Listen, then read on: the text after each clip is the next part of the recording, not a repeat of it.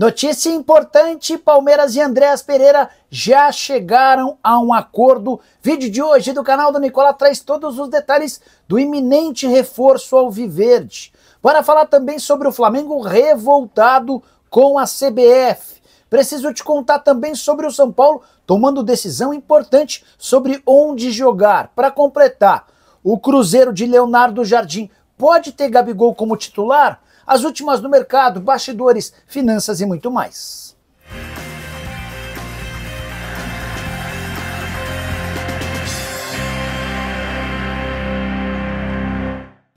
Fala aí pessoal, sou Jorge Nicola, bem-vindos a mais um vídeo do canal, sempre bom ter vocês por aqui, sem perder tempo, pedir para deixar like, se inscrever no canal e ativar as notificações. Bora direto pro giro de notícias, primeiro para registrar que o técnico da seleção brasileira, Carlo Ancelotti, está na Fonte Nova para assistir a Bahia e Santos. Mas antes que você pense qual jogador que ele está procurando, pensando ou cogitando levar para a seleção, é importante lembrar que o Ancelotti está fazendo um giro pelo Brasil para conhecer estádios, para conhecer culturas, para entender um pouquinho melhor o funcionamento do futebol brasileiro. Jean Lucas, jogador do Bahia, é um dos caras que está na pré-lista do técnico da seleção. Gabriel Brazão e Neymar pelo Santos também. Embora o Neymar suspenso, não está à disposição, o Brazão sim, titular do Peixe. Quero falar também que o Ceará está por anunciar a qualquer momento a chegada de Luca, centroavante que pertence ao Internacional. Havia uma busca por um atacante específico no Ceará. Esse jogador poderia ter sido o Lautaro Dias, mas a verdade é que Ceará, Cruzeiro e Lautaro não chegaram a um denominador comum. Lautaro que segue à disposição do mercado. Foi consultado por outros clubes, como por exemplo o Santos.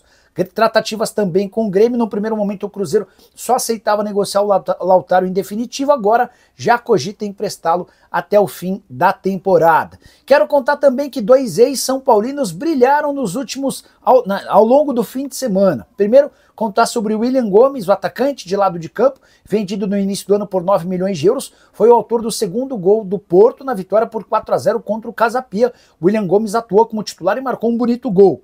Já Matheus Alves balançou as redes pela segunda vez em pouquíssimo tempo com a camisa do CSKA. O time russo venceu o Akron por 3-1 e o primeiro gol da partida foi justamente do meio atacante, que já tem conseguido ser mais protagonista na Rússia do que era com a camisa do tricolor. Por falar em dois ex-jogadores do São Paulo, deixa eu contar sobre uma decisão importante que o presidente Júlio Casares tomou. Até em função de pedidos de atletas do São Paulo, o tricolor decidiu que não mandará, em hipótese alguma, jogos como mandante em estádios com gramado sintético. Nicola, mas por que você está falando isso se o São Paulo tem à sua disposição o Morumbi? Vale a lembrança de que, com alguma frequência, o estádio é alugado para shows e eventos. E nesses casos, o São Paulo é obrigado a atuar em outros estádios. 3 estádios na cidade ou nas proximidades de São Paulo já estão completamente descartados. O Allianz Parque, a Arena Barueri e o Pacaembu, os 3 com gramados sintéticos. Nessa semana o presidente Júlio Casares chegou a admitir de forma pública que existe um veto no São Paulo em relação a gramados sintéticos. Esse inclusive foi um dos motivos que inviabilizaram o acordo com a W Torre para a reforma do Morumbi.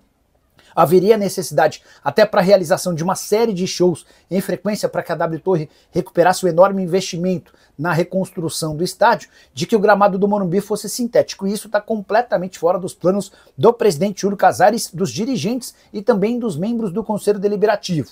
São Paulo, quando não tiver seu estádio à disposição, vai buscar um estádio com gramado natural. Em São Paulo, por exemplo, a alternativa seria o estádio do Corinthians. A relação entre São Paulo e Corinthians parece não permitir esse tipo de acordo. O Canindé vai ficar fechado a partir de janeiro do ano que vem para um período de reforma. O Canindé, você sabe, vai passar por uma enorme reconstrução e deve demorar 3 anos e meio para ficar pronto.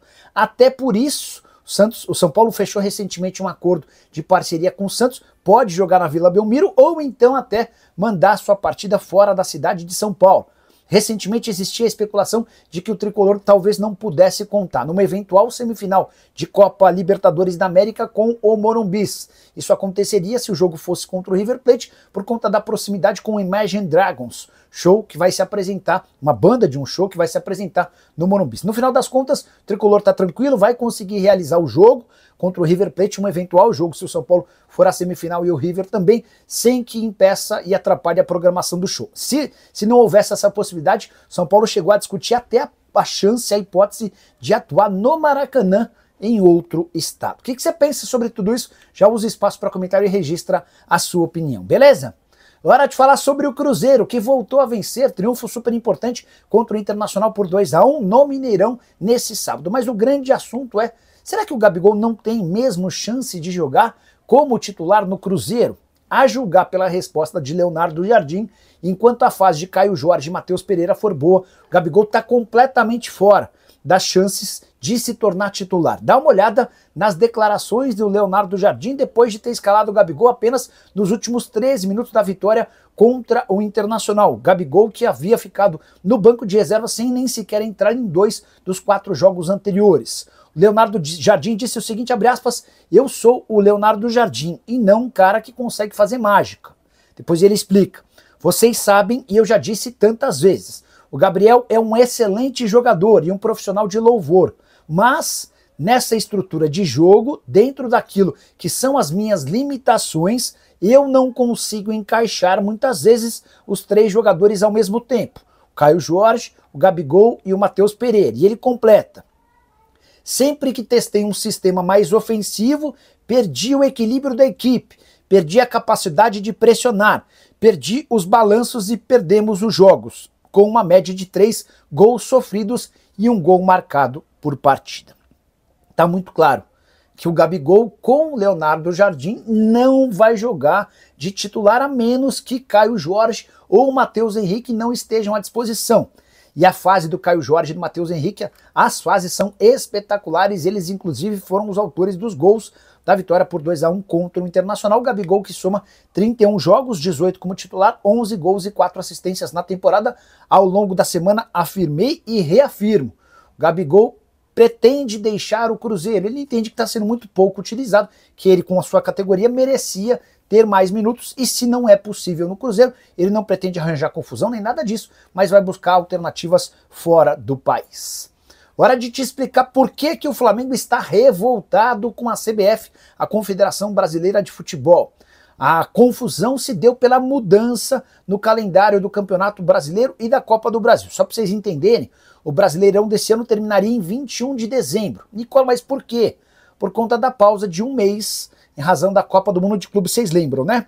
Pois bem, CBF decidiu no fim da semana que acabou alterar. Em vez de terminar em 21 de dezembro, o Brasileiro vai ser encerrado em 7 de dezembro.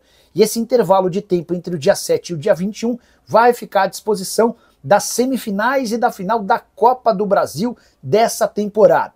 O Flamengo entendeu essa como uma péssima decisão por parte da CBF. Tudo porque o rubro-negro teria 6 semanas livres para se preparar, para evoluir, para ter mais condicionamento físico para o Campeonato Brasileiro. Vale a lembrança de que o Fly está fora da Copa do Brasil. Com esse cenário de redução do brasileiro que terminaria em 21 de dezembro para um brasileiro que se encerra no dia 7 de dezembro, o Flamengo vai ter apenas 1 meio de semana livre e não 6. Muito menos oportunidade para descansar e rodar o elenco. Na teoria, o Flamengo seria o menos afetado de todos por ter o melhor elenco do país, mas o presidente BAP não gostou e promete a emissão de uma nota pesada, criticando os dirigentes da CBF por conta dessa alteração, sem o aval, sem a concordância do rubro-negro. Só para completar em relação ao Flamengo, o time deve colocar mais de 100 mil pessoas em 2 dias, ou no espaço de mais ou menos 2 dias. É que nesse sábado, na vitória contra o Barcelona, nos pênaltis, na final da Copa do Mundo Sub-20, foram 45 mil torcedores, 45.656 torcedores. E a expectativa para essa segunda contra o Vitória, jogo do Campeonato Brasileiro, é para mais de 60 mil pessoas. Já estão vendidos 42 mil ingressos de forma antecipada. Bora com a grande notícia do domingo. Andréas Pereira disse sim para a proposta do Palmeiras. Entre Verdão e Andréas está tudo certo. Salário, tempo de contrato, luvas. O Palmeiras também deu um grande avanço para contratá-lo junto ao Fulham. Tanto é verdade que o meio-campista brasileiro de 29 anos de idade nem sequer foi relacionado para a partida do Fulham nesse domingo contra o Manchester United. O jogo terminou em 1-1 no Craven Cottage, que é o estádio do Fulham. Importante contar que o Andréas Pereira foi ao estádio, teve ao lado dos companheiros em algum momento, mas nem sequer foi relacionado.